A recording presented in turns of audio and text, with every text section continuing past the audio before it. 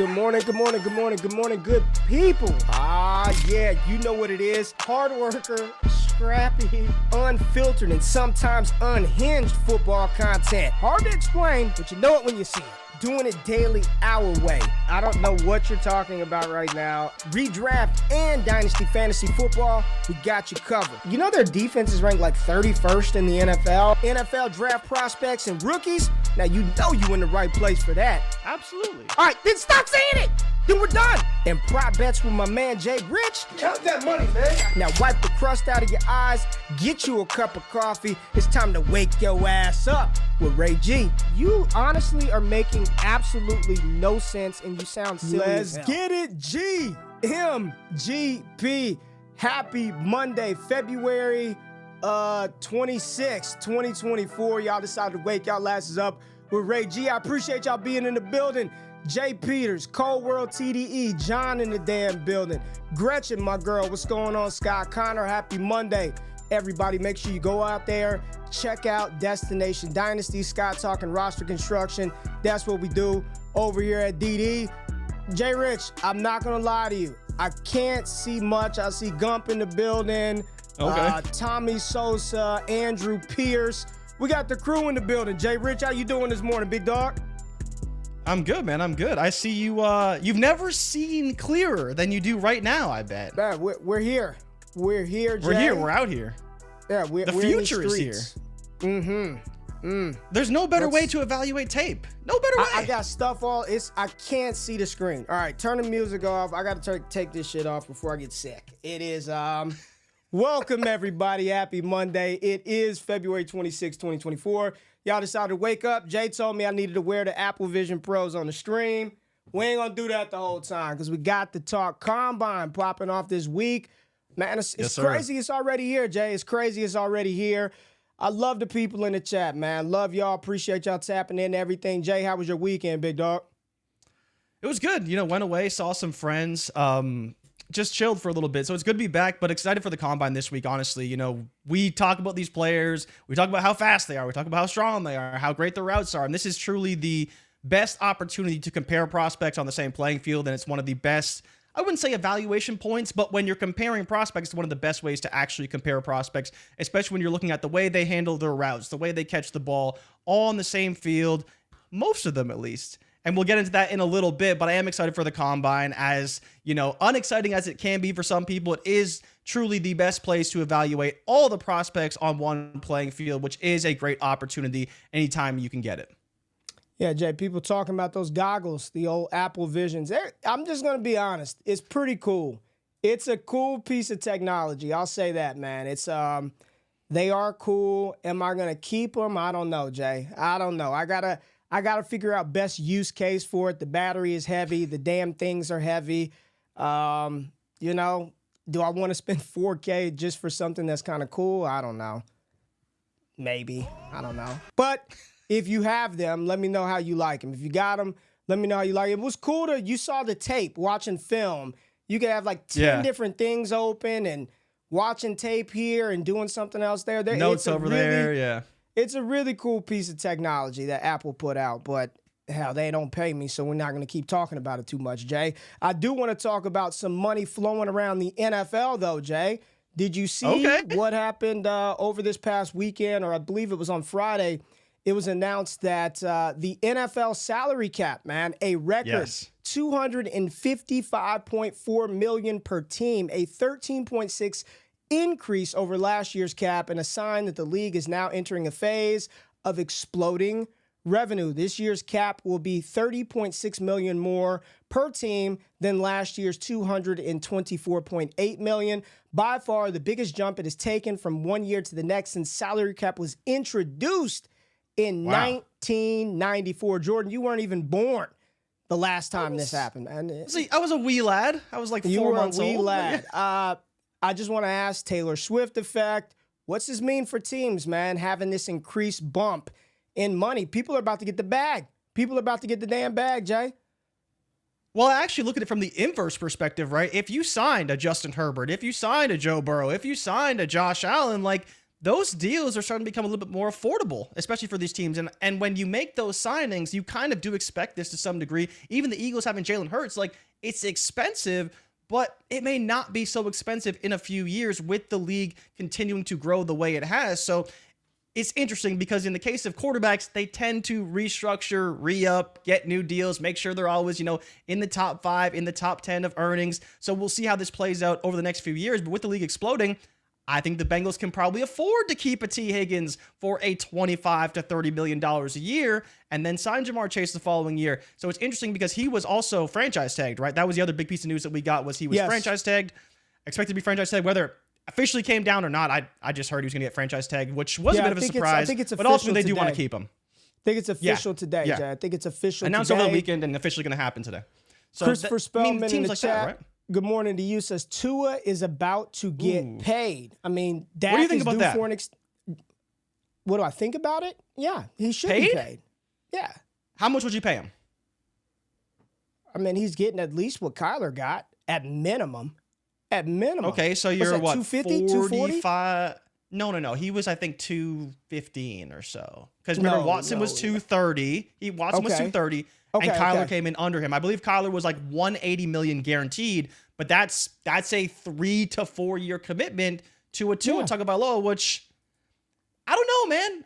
I don't think he's worth it. I think we know what he is. Let's talk about this for a minute because so many people, NFL space, you see it a lot in fantasy. I see it all the time. Fans, people that they should just go find somebody else. It doesn't work like that. It doesn't. You can't just go find a quarterback. Get rid of Dak. Get rid of Tua. I don't like Trevor Lawrence. Let's draft Michael Penix. Let's draft Bo Nix. Let's just replace him. When you have somebody that has the capability of at least are all these guys Super Bowl caliber quarterbacks? No. There's only one type of There's only one Pat Mahomes, one Tom Brady out there. But they don't just grow on trees. So you move on from Tua and do what?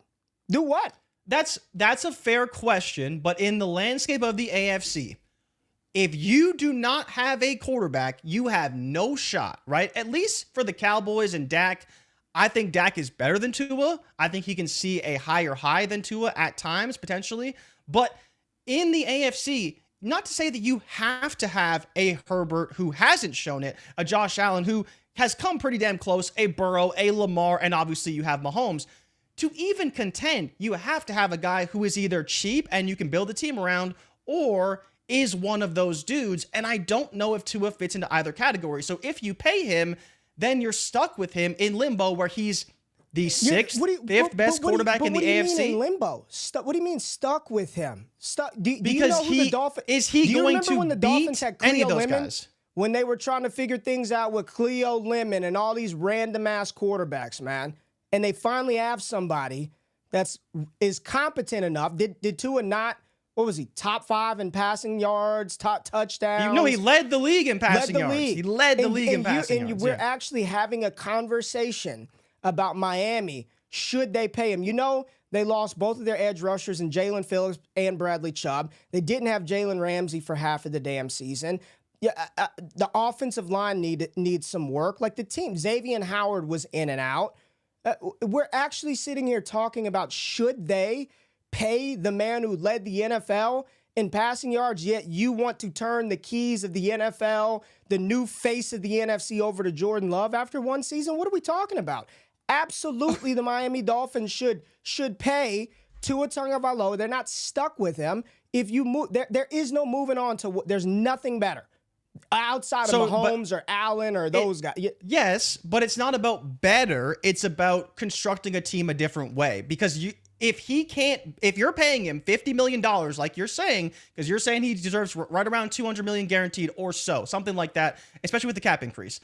You're paying him $50 million a year, and that he can't beat Lamar. He can't beat Burrow. He can't beat this Mahomes. He can't beat Allen. Who and can? If the Chargers are good... Josh Allen can't beat Mahomes. I agree, but I think that we all believe that Allen can beat Mahomes. He hasn't done it yet, but he has the ability to do it. We saw what happened And I don't know if Tua can beat these guys. And there's not just one of them. There's at least 4, maybe even 5. And that doesn't even count Stroud, who's also probably going to be an excellent quarterback that can even beat him and the DeMeco Ryans defense. So that's where when you pay a guy $50 million, it's difficult and it's a tough conversation. Because as you said, he led the league in passing yards. He was great. But down the stretch, the offense struggled. They didn't play very well in the playoffs. This narrative about him playing in the cold continues to fester on, and it seems like maybe it might be true. And if you got to play in Cincy or in Baltimore or in Kansas City or in Buffalo, and you're not winning those games, what's the point of paying the guy? That's where I think the conversation comes into play. Garrison says Tua equals Carr. It's just. I think I'm fine saying Dak. Funny but how quickly we all change our tune on these players and how quickly it happens. We got another one. I got to pull this up. Oh, Brandon. Here we go. Oh no. Here we go. Oh no. Tua is serviceable, but isn't a truck. Put Fields with those weapons, and he's better than Tua. Jay, dude. We had this conversation, right? We had this conversation about old Fields last show. You think Fields is getting the ball to Tyreek and Waddle and Achane? You think Fields is going to do that? You think he's going to distribute that ball like a point guard? The offense is drop back, get to your spot, fire the ball. Throw the ball. That is what Tua does well. He does not get back to his spot, plant his foot, and throw the ball. That's why he won't succeed in a Shanahan offense. That's why he won't succeed in a McVay-style offense. And that is probably, a third of the league almost at this point with the coordinators and the way the guys are playing. It's just not a style that is conducive for him. When you talk about Arthur Smith and playing in Pittsburgh and playing more of a ball control style of game, I think that could fit Fields' game a little bit better, where he's in play action, but mostly leaning on the run. Tua is a different type of quarterback, and if you wanted to compare him to Dak, I have no problem with that because I think they're in very similar lights. Just one plays in the AFC, and I don't think you want to pay Dak in the AFC, but in the NFC, things are very different. You have a much better chance to win. You have to go through the Niners, you have to go through the Eagles, but outside of that, it's pretty open, and you mentioned Jordan Love. Green Bay is coming, whether we like it or not, and Detroit is very good. So it's a difficult situation, but the NFC is definitely much easier in terms of overall quarterback play and talent that you're going to have to face. And so that's where I think paying to it in the AFC does become difficult because these guys are not going anywhere for a very, very long time. Let's see. DP said, Fields is going to get the ball to those weapons. We'll see. Fields is there's a lot of interesting stuff happening with old Fields. Did you see him on the Amon-Ra St. Brown and Equinemius St. Brown? I didn't watch it. I saw he was on. I didn't see what he said, though. Yeah, Fields unfollowed the Bears. He's saying all the right things. But ultimately, there were some former players that were talking about the situation, and he sees the writing on the wall. He knows that they're going to draft Caleb Williams. So he's like, let me out of here. Go ahead and trade me. Move me somewhere. Let me start my new career. And a lot of people are talking about Pittsburgh Steelers being a location with Arthur Smith. Also, the Atlanta Falcons. So quickly, Jay, if Fields were to land in either of those two spots, let's start with Pittsburgh really quickly. How do you feel about Fields in Pittsburgh with Arthur Smith, their commitment to run the ball? They've got weapons and talent there. You know, what do you think about Fields with the Pittsburgh Steelers? I kind of like it, man. I don't mind it at all, Jay. I definitely much prefer a ball control style of offense where he's not going to be asked to do as much unless necessary in Pittsburgh than playing under what we expect to be a Sean McVay disciple type of offense where it will be a lot of 11 personnel where he's going to have to deliver the ball, throw the ball 550, 600 times a year.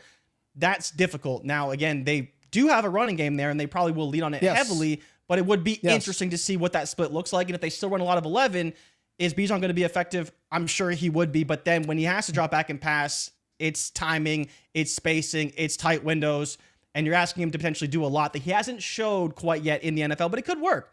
I just think that an Arthur Smith style of offense could be better suited for his skill set presently, but if you think he can grow and become a better passer in terms of his timing and accuracy, then you could put him in a McVay style system, but it is more of a projection, I think, today than it is kind of going forward. But do you feel any differently about that? You're kind of on the same page. I like both spots. I think in Atlanta, you've got weapons, you've got a good running game. Both locations have the similar needs. They've got weapons, and in each location, Atlanta and Pittsburgh, they both need quarterbacks. I don't mind either of the spots. I think the spot that would get fantasy gamers more enthused is Atlanta for obvious reasons. The RPO game, with Bijan Robinson, Tyler Algier, you've got Kyle Pitts, Drake London, Capital. I think that would give more people excitement, but I wouldn't mind the Pittsburgh location. What'd you see? So in terms of next team right now, Russell Wilson is the favorite to go to Pittsburgh at minus 225. So pretty heavy odds. So it's the Steelers, the Raiders, the Falcons, and then back to the Broncos, Patriots, Vikings, Commanders, etc. And then you have Fields. Still the favorite is the Falcons, but the next favorite is the Bears. And part of that is probably because the Pittsburgh Steelers seem to be more heavily linked to Russell Wilson right now than to Justin Fields. So it seems like Atlanta's still the favorite, but he could be back on the Bears. I mean, that seems very unlikely. But in terms of the odds, that's where it is right now, with the Steelers being third at plus 300, then the Raiders at plus 600. So pretty interesting development to see Russell Wilson such a heavy favorite to the Steelers. Because I think, again, Russell Wilson, a guy who can run the ball effectively, play the play action, would be a great system and fit for him under Arthur Smith. Jay, Gene, shout out to Eugene O'Menahue, our boy from Off the Line Fantasy, one half of the crew. Said Tua's going to get paid. He said he's an average quarterback. He said he's an above average quarterback and average QBs get paid. It's as simple as that. I want to do quick, Jay, average or above average. I'm going to list the teams and you tell me if these teams' quarterbacks are average or above average or below. Below, average or above. You get 3 choices, all right? 3 choices, Jay. Is this quarterback play? Yeah, it's quarterback, man. Let's get some music for you, man, so you could feel it, all right? New England Patriots, below. Below average. Jets. Below average. Well, Aaron Rodgers is above average. Dallas. Above average. The Giants. Below average. Eagles. Above average. Commanders. Below average. Lions. I'm going to say above average. Browns. Below average.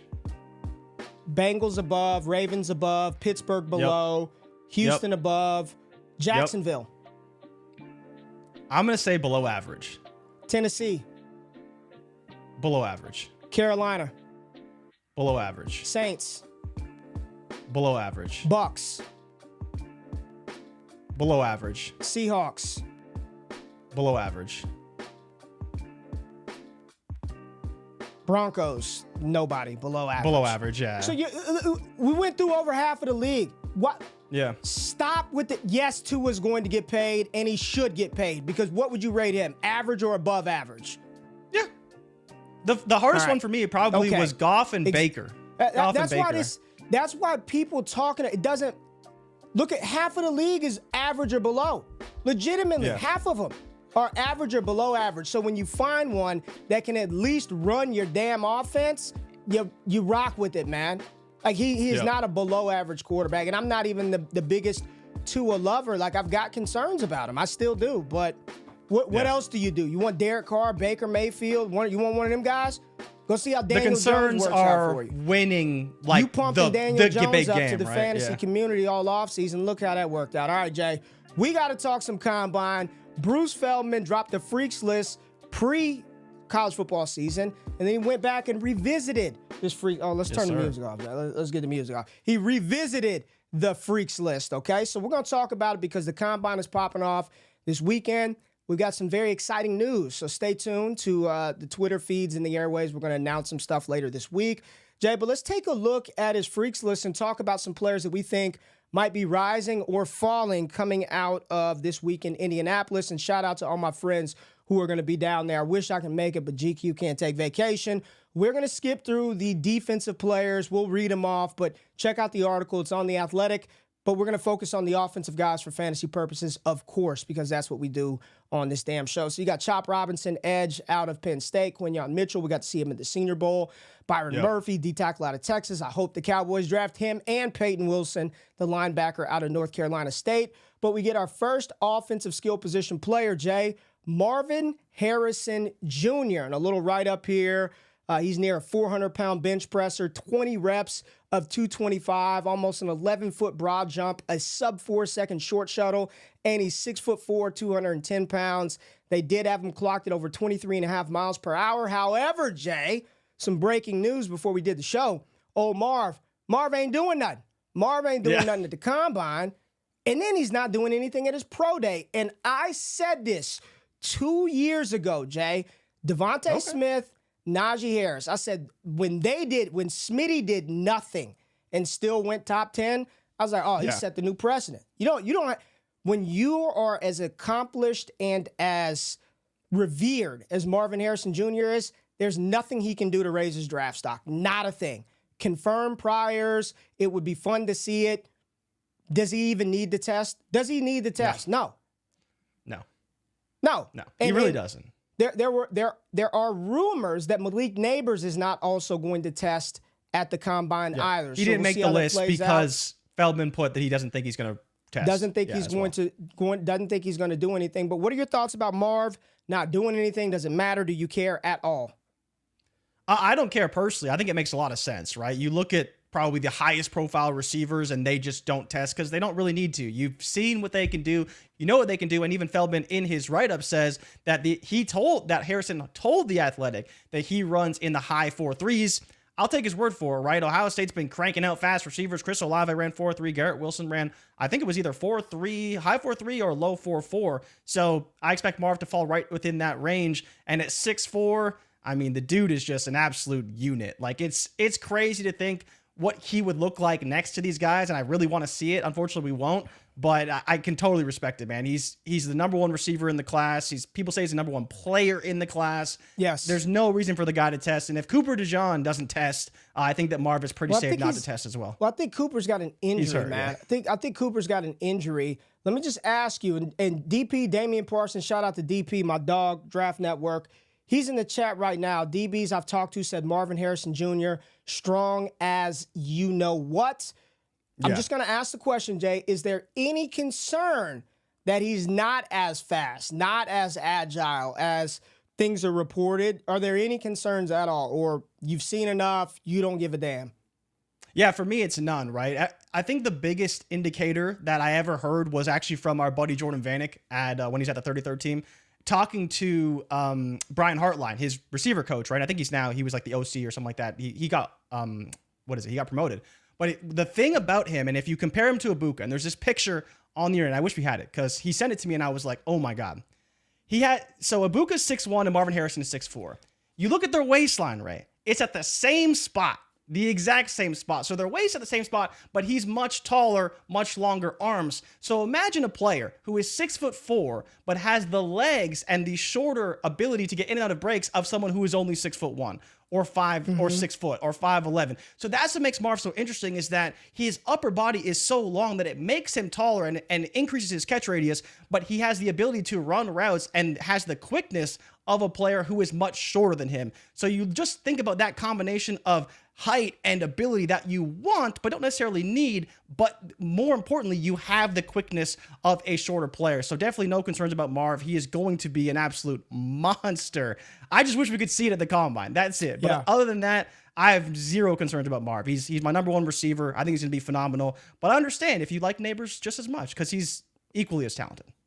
All right, Jay, let's keep moving down the board. And this is a player I'm out there on. I'm higher than consensus on, but you know what? That seems par for the course this draft cycle. And I've studied his game, and I don't think there's anything this player can't do, short, intermediate, or deep. I believe he is going to test like a freak, and Bruce Feldman agrees with me.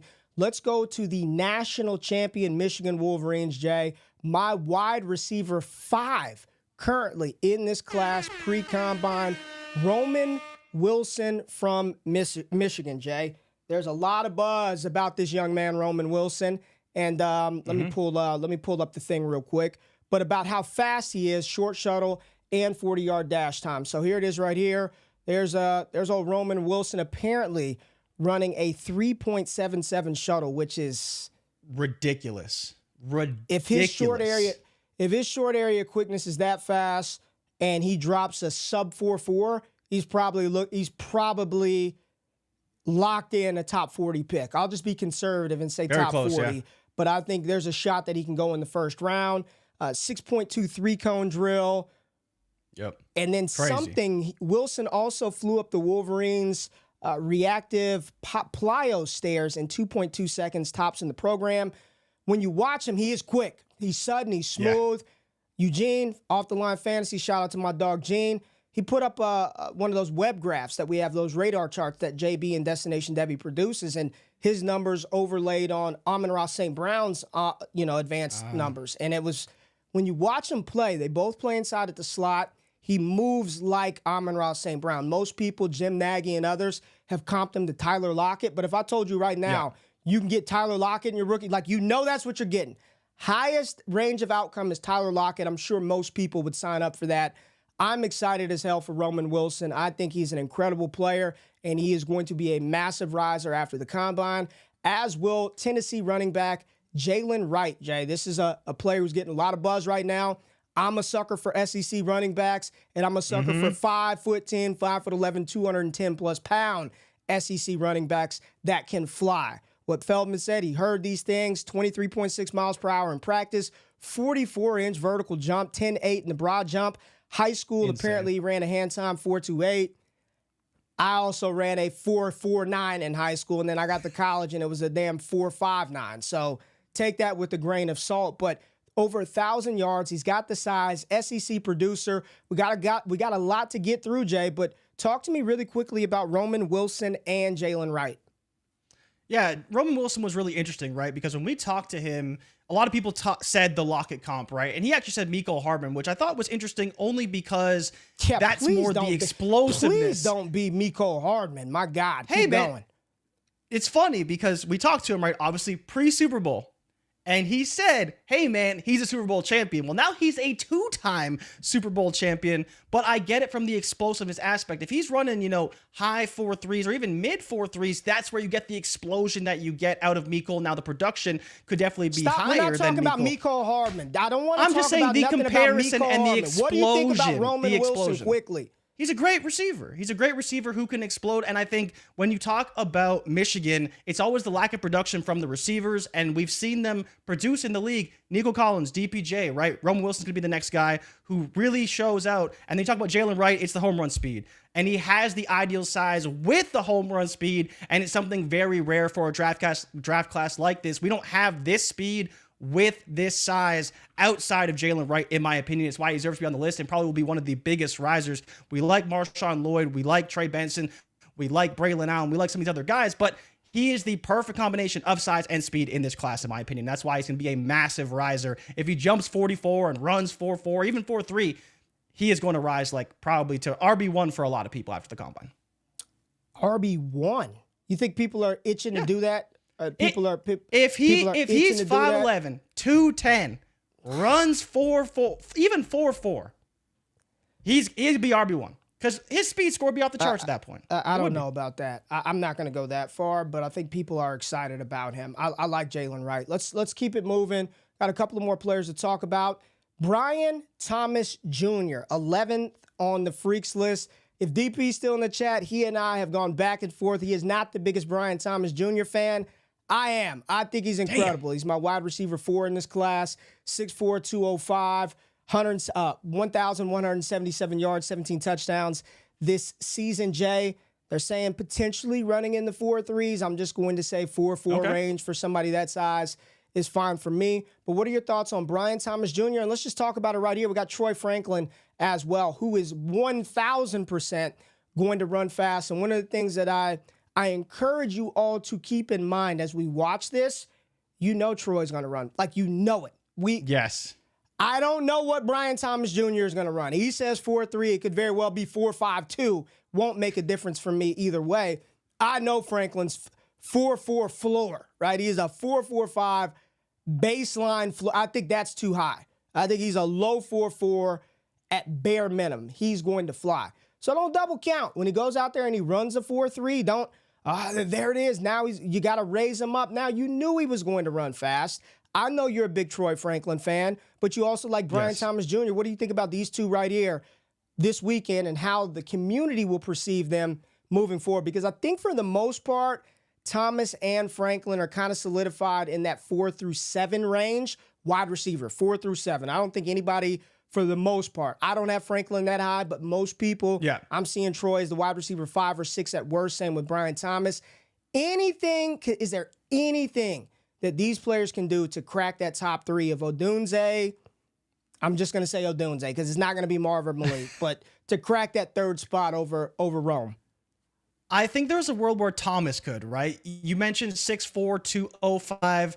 If he runs in the 4.3s, I think it would really make people think about it a little bit because he is the guy that, as you mentioned, is kind of pegged in as the wide receiver 4 right now, back end of the first, goes to the Bills a lot, goes to the Chiefs sometimes, but maybe he could come up a little bit, and that would be kind of corresponding with Odunze maybe running a little bit slower than you expect, but I don't expect him to.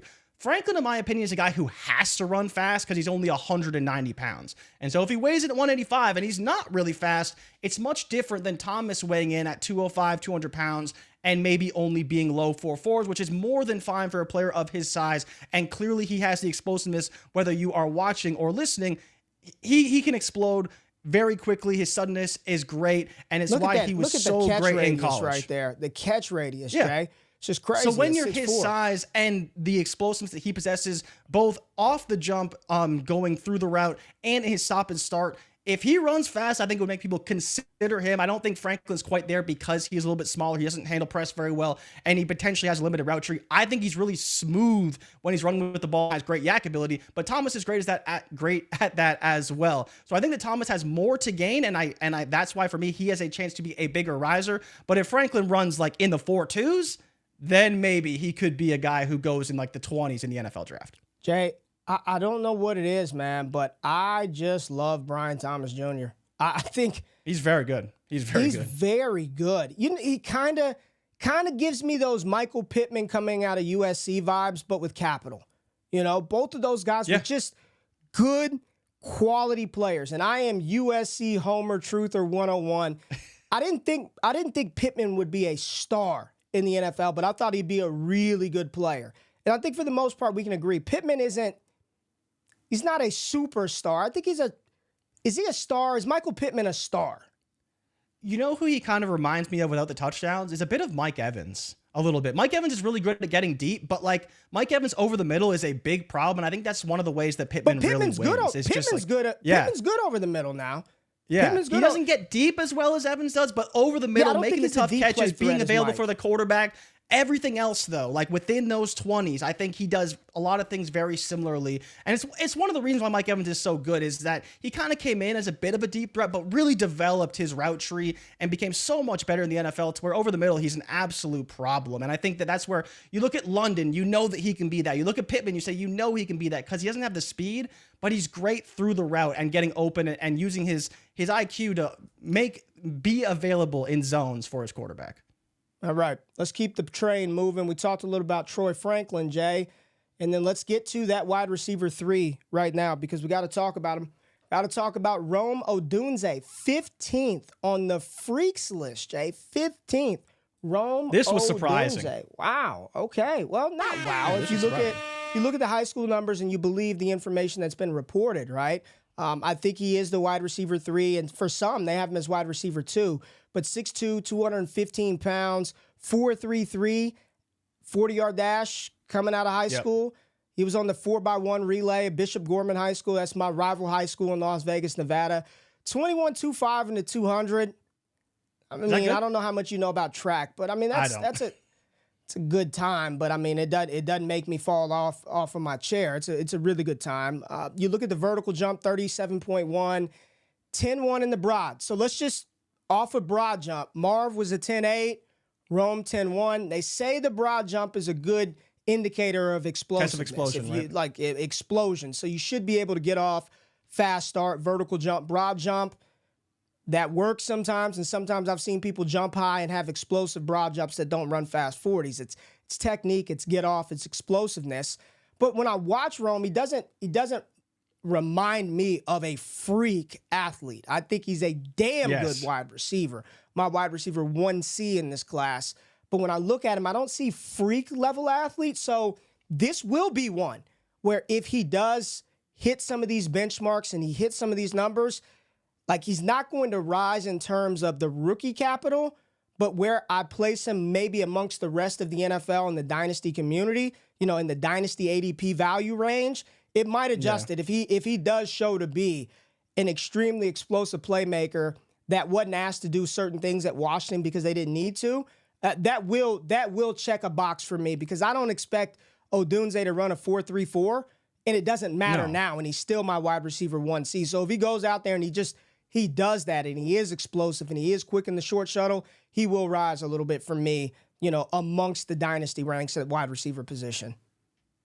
Yeah, I think the only thing that sucks for him is he's not at a disadvantage, but now if Neighbors doesn't test and Marv doesn't test, he's supposed to be the number one guy and look like the best receiver there, the most athletic potentially. Yeah, in Odunze, right? Because he's 3 right now.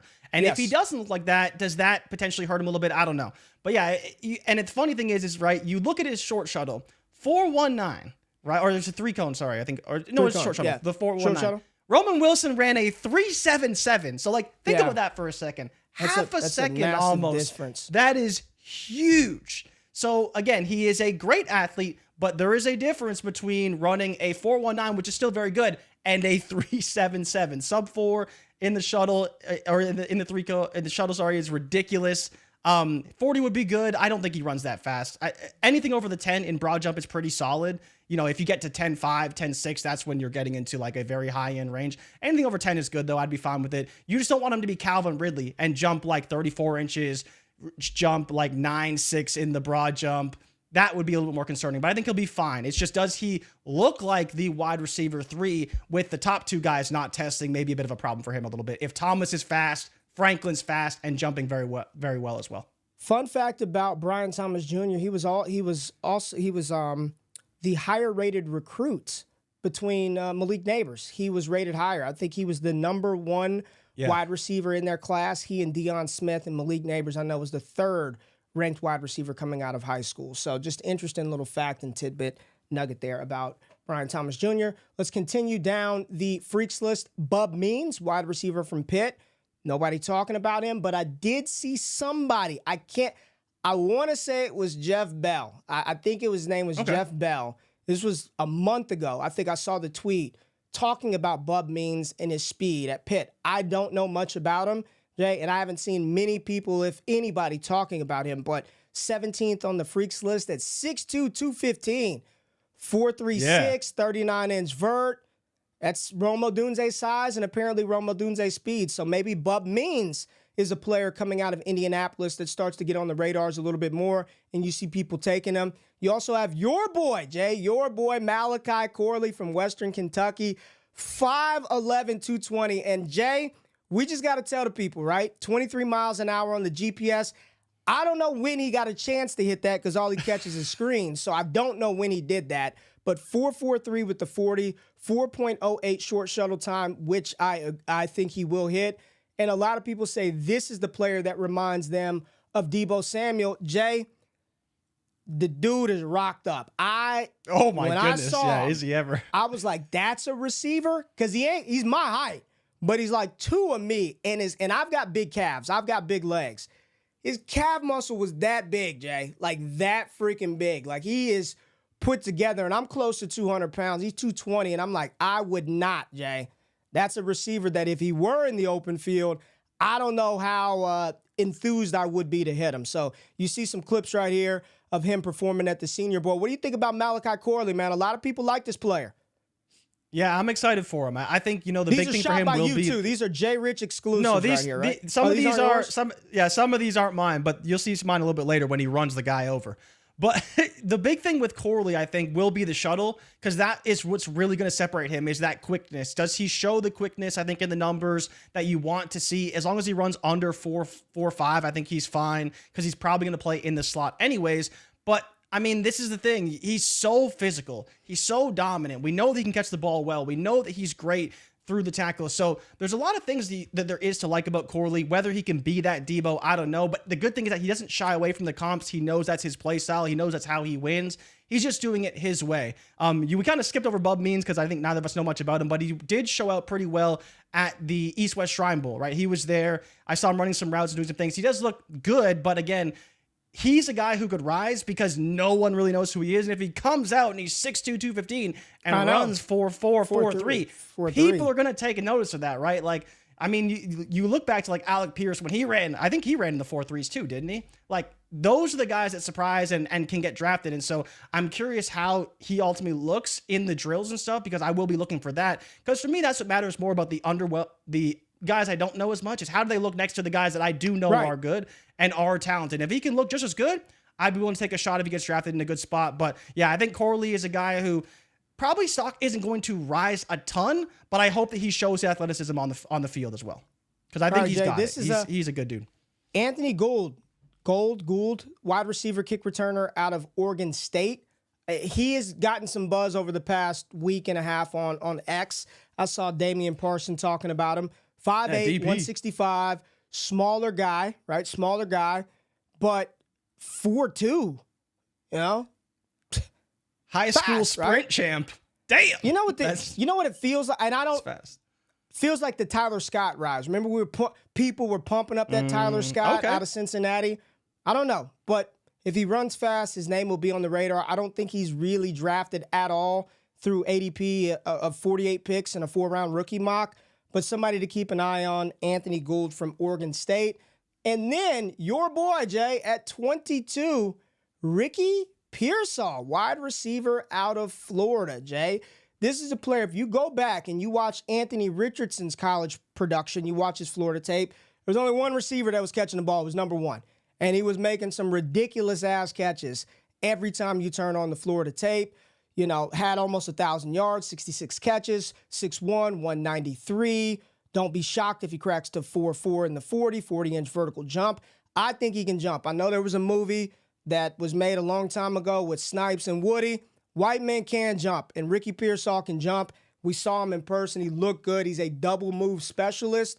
What do you think about Ricky, man, and what could happen after the combine? This is one where I don't know if his numbers are going to make people rise up, but maybe his on-field catching, his short area quickness. I think we might see Ricky Pearsall. Look at his double. I mean, good Lord. Holy. Yeah.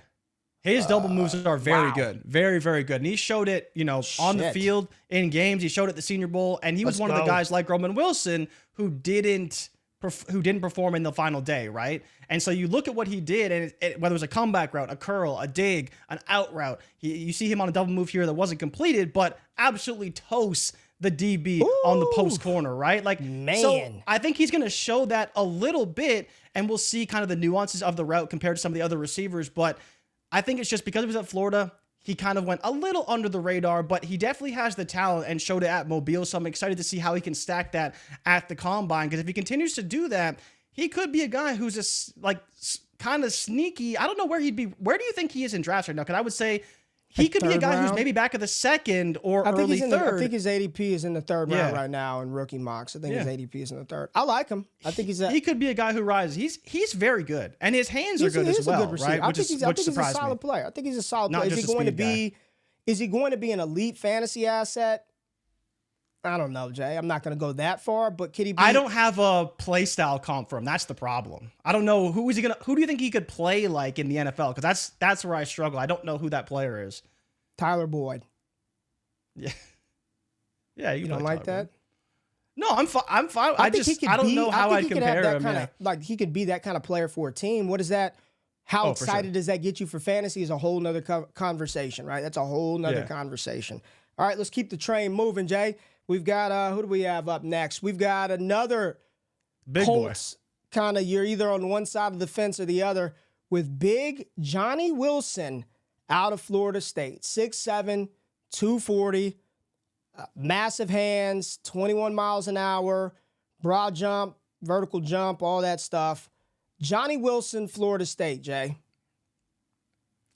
The big thing with Johnny Wilson is just he's on the freaks list, top 27. Top 30. I mean, is he on the freaks list because he's fast? I mean, it looks like he topped out at 21 miles an hour, and that's good for someone his size, though. I think the biggest thing is when you were at the Senior Bowl, I couldn't help but be impressed with his movement, right? Like, for a guy as big as he is, and for a player who's been talked about moving to tight end and not playing receiver, like, he should be a wide receiver. How good he will be for fantasy, I don't know, but he's going to be a red zone threat. He's a player who can move and is shiftier than you expect him to be, and I think that's where he can win in the NFL. If you don't expect him to be as quick and as agile as he actually is, which we saw almost every single rep, he had his bad reps. Good.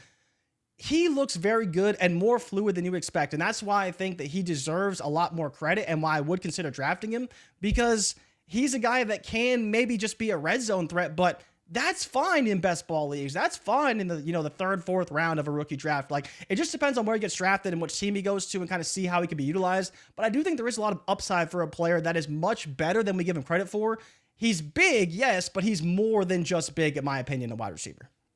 All right, Jay, we got a couple of other players we need to talk about before we get to a big pocket, so let's speed it up a little bit. Ryan Flournoy, wide receiver from Southeast Missouri State. I think he was at the Senior Bowl, Jay. Was he there? Was he really? I honestly have never heard him before. He may have been there. I think he was, dude. 6'2", 205, 4'3", 10'10", broad jump, 6'6" L drill, 4'22" short shuttle. I mean, that's good. Just for reference, when we're talking about the 3-cone, that's the L drill. JSN ran a 6'5'7" when he did that. And I think Roman Wilson 6'5" is incredible. Yeah, that short area quickness is insane. Don't know much about him. There's not even a hyperlink to get to Southeast Missouri State, but I think he was at the Senior Bowl. All right, let's talk about 31 and 32, Jay. We've got Brock Bowers, Adonai Mitchell, and Brendan Rice. All three of these, Jay. Brock, I think we kind of expect. From the moment Brock Bowers stepped on the field at Georgia, he was literally, I am big on leaving tight end alone in non-tight end premium leagues.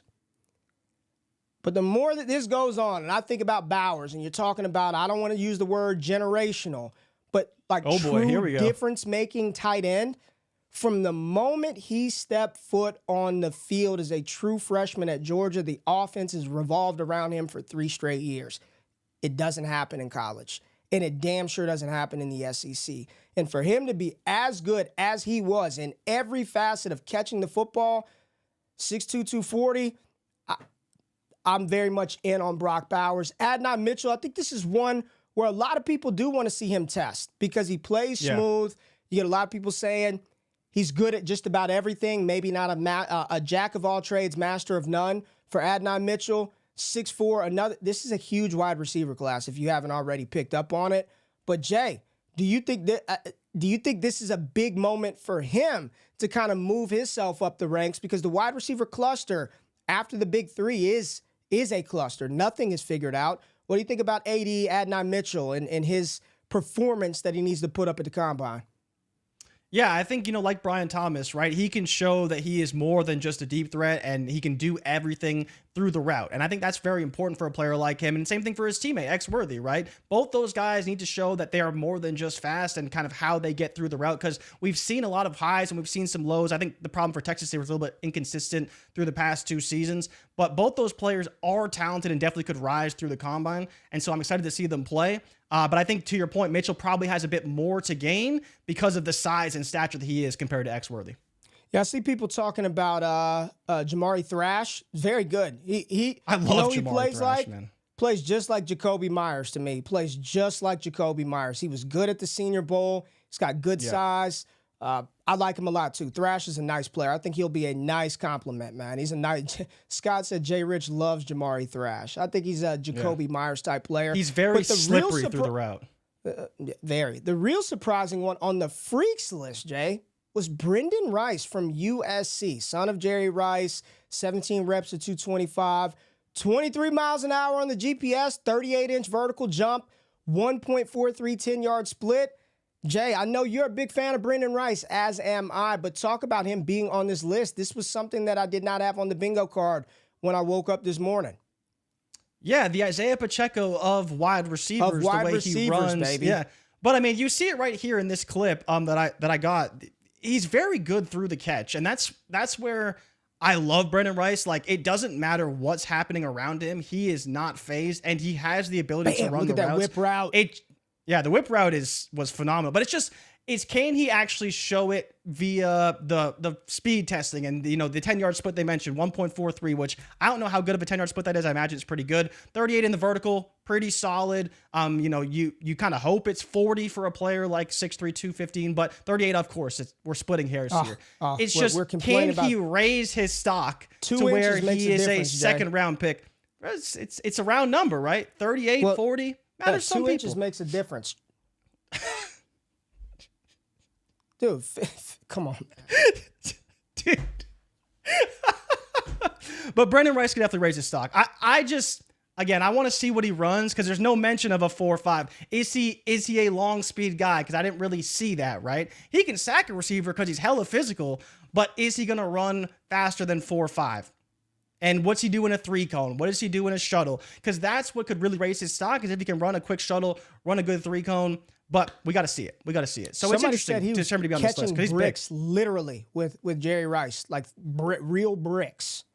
He's a big dude. I mean, he's got big, strong hands, man. Super strong. He's a big. I liked it. I thought he was very impressive at Mobile. If you remove the biases or whatever, like he was very good. And I think the comp that Steve Smith had for him, the Isaiah Pacheco of wide receivers, was very fitting. Jay. All right, next player that we're going to talk about, 35 on the freaks list. Jay, let's get some speed, man. Let's get the need for speed, and we know he's going to be fast. Jay, you know who it is? Xavier Worthy out of Texas.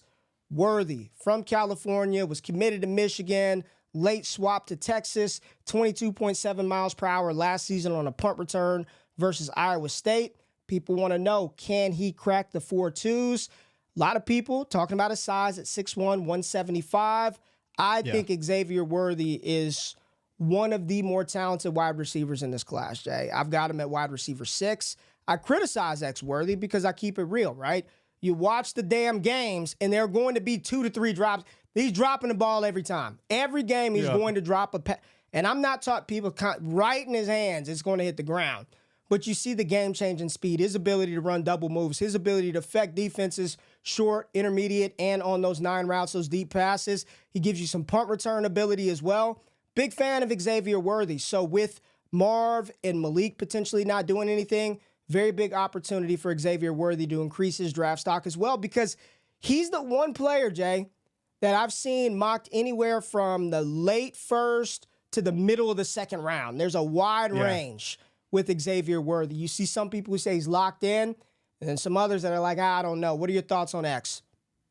Yeah, I think like Troy Franklin, he's a player who kind of has to run fast. If you're going to be 175 and you're known for your speed, you better run fast. And if he breaks 4.2, I think then at that point, it's over, right? He is clearly one of the fastest players and could be the fastest player of the receiver group at the combine. But if for some reason he doesn't run that fast, it'd be interesting to see how people thought about him. But I think he should be fine, run fast. I think the weight will be a concern for some people, especially because he's not a dominant wide receiver in the way that Devonta Smith was slender, but we knew he was dominant. X Worthy isn't quite that, but I think he can definitely rise to stock at the combine and maybe solidify himself as wide receiver 4 or 5, maybe even ahead of Franklin by the time it's all said and done. Josh says future MVS. JB says drops don't matter. They don't matter if you're already the guy. If you're already solidified, it doesn't matter. But if you're not and you're trying to work your way on the field, they absolutely do matter. So that capital is going to help gauge where he'll be placed in order to get the opportunity. Addison was skinny, ran a 4.5. Look at him. I don't know what that is. If he's under 4.43, I'm taking him. He's sudden. He should be very under fast. A 4.43. X is a shorter JMO. So Ray, how do you feel about that comp? Because I feel like that's fairly fair. I feel like people are forgetting how the community valued Jameson Williams during the draft. And it's easy to look at J-Mo, the past 2 years, no production in Detroit, but there were a lot of people who had him as wide receiver 1 in 2022 over London, and over he went, Wilson, 11th over overall, right? Or something like that? Like crazy. Yeah, like had he not torn that ACL in that college football playoff run, there was a good chance he was going to be the top dog. And I'm trying to just remind you, because revisionist history will allow people to forget the obvious, that he was valued that highly. So I don't think he's J-Mo. I don't believe that is the case for Xavier Worthy. We've got 2 more players that we need to talk about. One that we don't know anything about. His name is Tulu Griffin from Mississippi State. 5'10", 180. Cat 50 passes, 658 yards, 4 TDs, supposed to run in the 4.2s. You also have a player, Sion Vakai. He's a safety / running back out of Utah. What's he playing in the NFL, right? We don't know. 51 he did both tackles, at the Senior Bowl. And then he 51 tackles, 317 yards, 11 catches for 203 yards, and 5 touchdowns. So he had more receiving production playing safety and running back than Braylon Allen had. So there's that. That's interesting right there. But he is on the freaks list at number 37. And then the final two players on Bruce Feldman's pre-combine freaks list, Jay, we've got Xavier Legette, the wide receiver from South Carolina, and your boy, Joe Milton from Tennessee, the quarterback. So let's talk about Xavier Legette. We got a chance to talk to him and see him. 6'3", 227, good night. Fastest burst in any player in college in 23 when he had 22.3 miles an hour on a 76-yard touchdown versus Mississippi State. So if you want to go look up highlights of the Mississippi State-South Carolina game, I'm sure you can see the play where Legette clocked in at 22.3 miles an hour. Talk about X Legette, Jay. We got to see him up close and personal about a month ago in Mobile or a couple of weeks ago. What are your thoughts on Big X? I think that he was definitely heavily scrutinized at the Senior Bowl for his size, but it definitely shows up on tape how great he is in the air, his body control, his ability to adjust to a play, to make a play. And his route running was surprisingly good as well, right? And looking on this play here, the feel in the zone, yeah, he was hurt like crazy. His knees, his hand was all banged up, like he had a bunch of issues. But I do think he's going to be good at the next level. He may take some time, be a little bit more raw, but the ability is definitely there, and you see that all the time, whether it's in the gameplay or in the tape here that we have from the Senior Bowl. Like, you see the he can do a lot of things well. Yeah. I got to run he that does back. a Look lot at of things well. Bam, sink your hips. There it is, baby. Okay. He does a lot of things well for a guy who's kind of known for just being a human highlight reel. He does a lot of things very, very well. So I'm excited for him. I think he deserves to be on the list. We'll see what he runs. But if he can, run a good time and jump well, I think he could be a guy who does rise post-combine for sure. A lot of people are going to compare him to John Mingo from last year. Big, wide receiver, using some of those terms, not all the way refined. I think he's a lot better than Mingo, though. I think he's better than Mingo. Yeah, he's better than Mingo. And he's one of those players that I believe will be a second-round pick when it's all said and done. So at his size, at 6'3", 220 plus, if he goes out there and tests really well, looks smooth in the drills, that will be a player that I think NFL teams would be like, we might need to move him up the board a little bit more. And if that happens, 100%. Well, then for us, for fantasy football, then we also need to react the same way. Some names that weren't on the list, Jay. Let's just talk about a few that weren't on the list and how we think about them. One of the players when we were talking pre-show yesterday that I think will be a riser after the combine is a quarterback, Michael Penix. Okay. I think Penix is going to be a riser after the combine, and I'm not the biggest Michael Penix fan in the world, but with Caleb Williams and Jaden Daniels opting out of the throwing drills, this is right up Penix's alley, right? No defense. He can just stand back there and just throw the ball, put the ball in the tight windows, down the field, make those sideline corner throws.